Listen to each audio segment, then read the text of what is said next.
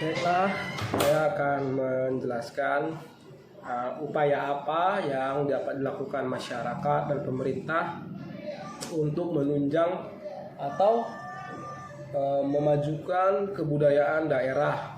Yang pertama yang bisa dilakukan oleh pemerintah, pertama melakukan promosi untuk melestarikan kebudayaan tersebut, misalnya melakukan pameran, melakukan promosi iklan terhadap kebudayaan tersebut. Yang kedua, dengan memberikan edukasi atau pelajaran-pelajaran ke kalangan pelajar atau mahasiswa mengenai budaya daerah setempat. Ketiga,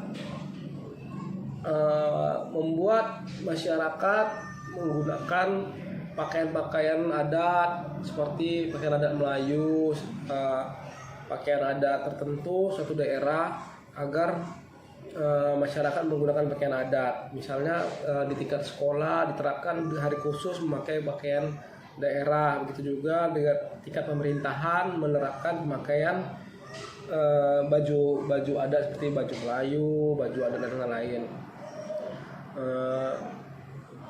Kemudian membuat acara-acara atau kegiatan-kegiatan yang berhubungan dengan adat, misalnya perlombaan budaya tertentu, misalnya perlombaan silat, perlombaan tari-tarian dan lain-lain.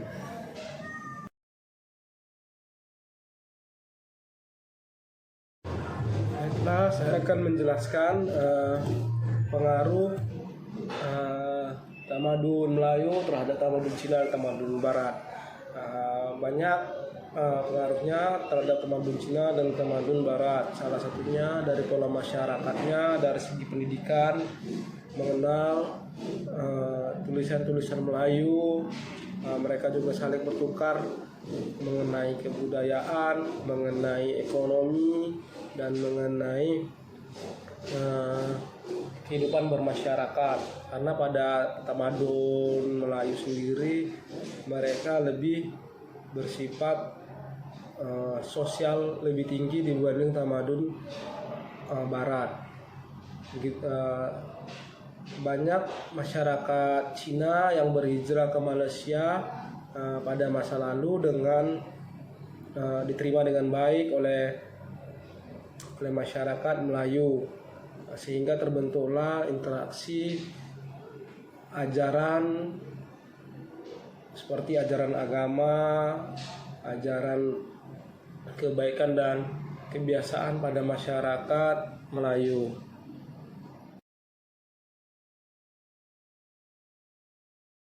Kemudian ditanyakan bagaimana pengaruh perusahaan-perusahaan di Riau yang berdiri di Riau terhadap kebudayaan Melayu. Menurut saya pribadi, perusahaan-perusahaan yang di Riau memiliki banyak pengaruh terhadap kebudayaan Melayu, baik itu peningkatan ataupun kemunduran dari budaya Melayu tersebut. Karena dilihat dari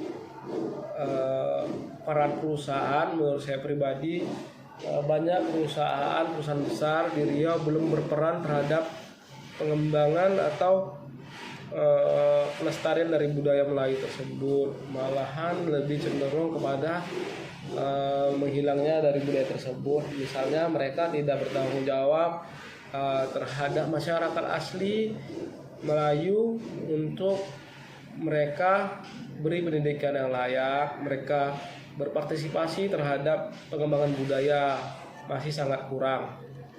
Kedepannya harapan bahwa perusahaan-perusahaan besar yang berdiri di Riau, khususnya tanah Melayu, dapat berperan terhadap pengembangan dan pelestarian dari budaya Melayu dan terutama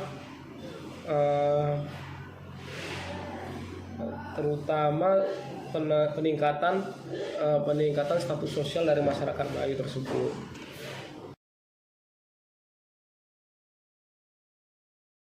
Baiklah, saya akan menjelaskan makna dari adat bersendi syarak dan syarak bersendi kitabullah. Menurut yang saya baca, bahwa adat bersendi syarak dan syarak bersendi kitabullah merupakan memiliki 2 poin. Yang pertama, hukum adat berdasarkan hukum agama dan hukum agama berdasarkan hukum Al-Quran.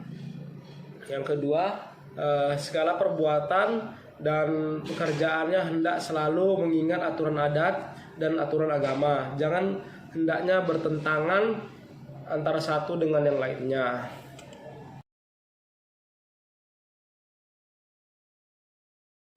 Baiklah, saya akan menyebutkan kerajaan-kerajaan Islam yang berada di Riau. Contohnya Kerajaan Siak, Kerajaan Kampar, Kerajaan Indragiri. Kerajaan ini ketika kerajaan tersebut merupakan kerajaan yang bercorak Islam yang ada di tanah Riau sejak abad ke-15 dan memiliki pengaruh yang cukup besar di Provinsi Riau.